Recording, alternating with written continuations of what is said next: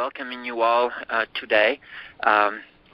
My goal today is to do a standalone session, which for everybody on the line will serve several purposes. It may increase your ability to handle specific mechanical, technical aspects of memoir writing.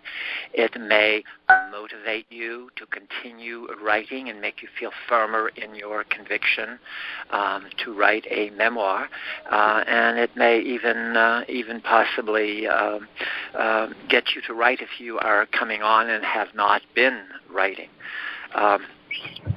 This session has that as a goal. What I wanted to do was to speak to you about what might be a quote-unquote typical memoir writing process.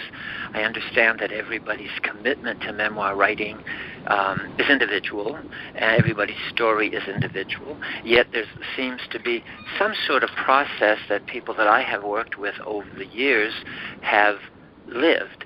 And it goes something like this, and I'm going to do a beginning, a middle, and an end to this process of writing a memoir.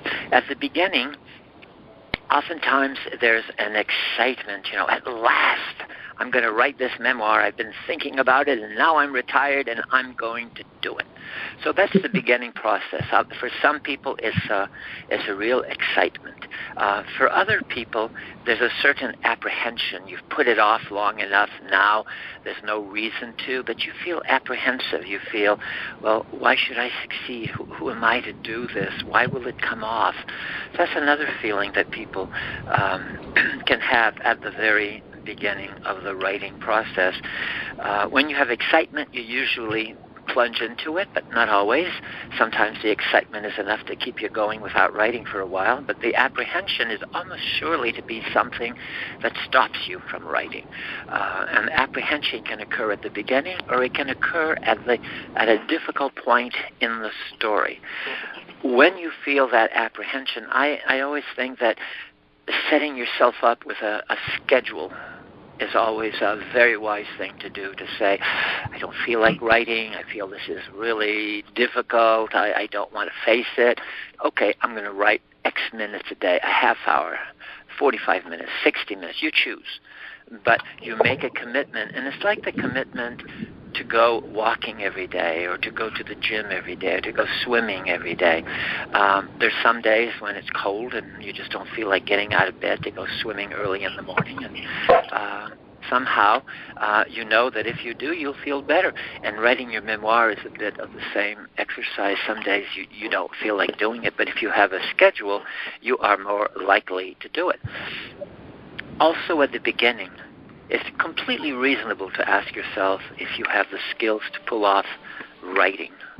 Can I do this memoir? Can I put something that's interesting that other people will want to read? And here, if you are at the beginning of writing your memoir, or even if you're at various stages, I think the baby analogy works. When people have their first baby, their first child, they think, oh my God, how am I going to raise a child? What am I going to do when he wants to get his license? What am I going to do when she gets interested in boys and starts wanting to go out? Well, no, that's not the baby you're going to have. The baby you're going to have just needs nursing and diaper changes and to be kept cuddly, to be rocked, and you can do that. So you grow into being a parent. And it's the same thing with writing a memoir. You just begin writing. You write. You know how to write, and you can do it. And then eventually, over time, as the memoir begins requiring more of you as a writer, you go to the Memoir Network and you look up the blog. You go elsewhere. You buy a book. You watch a YouTube, and you acquire, say, the technique to write better metaphors, or perhaps what you need is to brush up on your dialogue. And you do it as you need it. So it's a little bit like that analogy. You ought not to cringe having a child because you're not sure how you're going to handle a child driving late at night, and has he or she been drinking? That's 15 years away, and if you've been handling your parenting right, it probably won't be that much of a problem. So at the beginning, it's probably a wise thing as you just begin to write to say, I'm going to write a few stories. I'm going to write about the time that, and you write that story. You write a vignette. You write some conversations that you remember. To just put it together piece by piece in the same way that your baby, you understand how to take care of a month-old, and then you understand how to take care of a 6-month-old, and then a 1-year-old. There are different requirements, but you've grown into them and you know how to deal with it. At this stage, and if you haven't done it, I recommend everybody does it, is to write a memory list. Now, the memory list is all over the website, so you go to the memoir-network.com. I've got some articles on the memory list.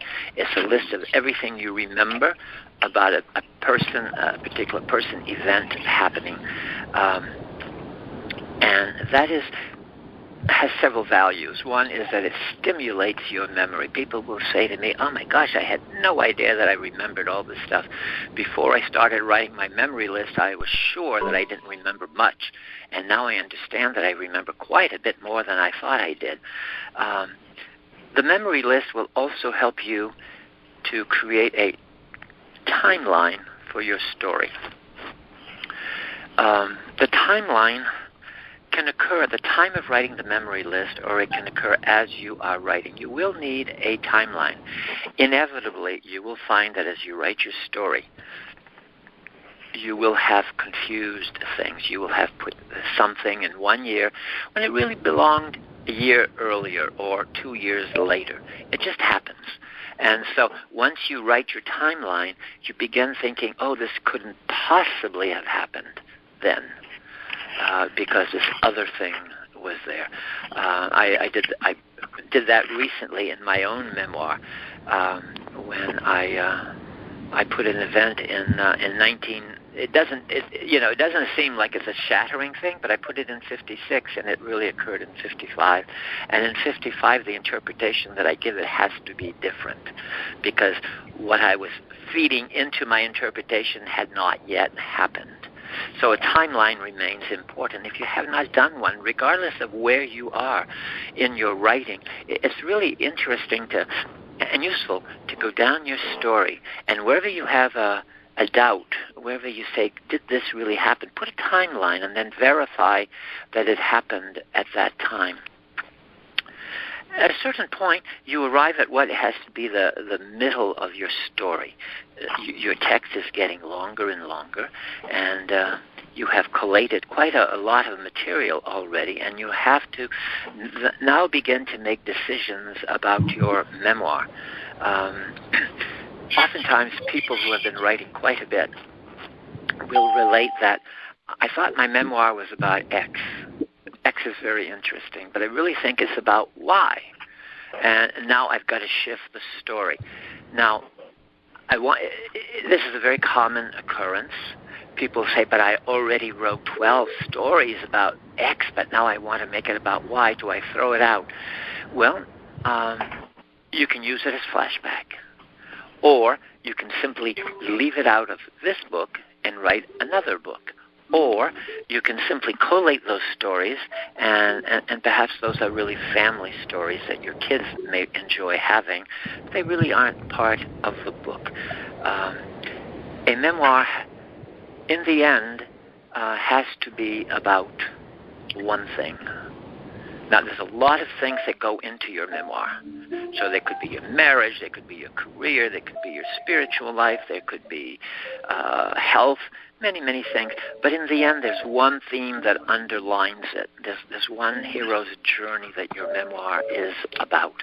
So you're going to want to tie in the different aspects of your memoir to that hero's journey. And if you find that you can't, it might be a sign that this is really extraneous material, and there's a kind of a saying among writers that you have to, at some point, you have to kill your little darlings and, just strangle them out of your story. They're cute, but they don't fit in there.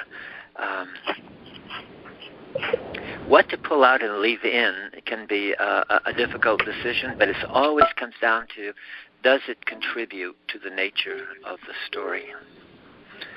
At this point, you're really struck with telling the truth, and you have to. There's some noise. There's some noise in the background. Can you hit *5? Hit *5. Telling the truth. Whose truth is it? There's a point when you start telling the truth about your family, about yourself, usually so much about you, about yourself even. There's a sense that the cosmic forces, God, the universe, something will come down on you and destroy you, have retribution for having dared to defy. And while I'm kind of using exaggerated language, oftentimes people approach their memoir, have this feeling as they approach their memoir that they really can't tell this because telling the truth would be so awful that they would be struck down. If this is you, I would say just write your story and say it's only for me. It's not for anybody else. I myself have not had this, but I do know that people have told me this. Oh, I can't possibly mention that in the memoir.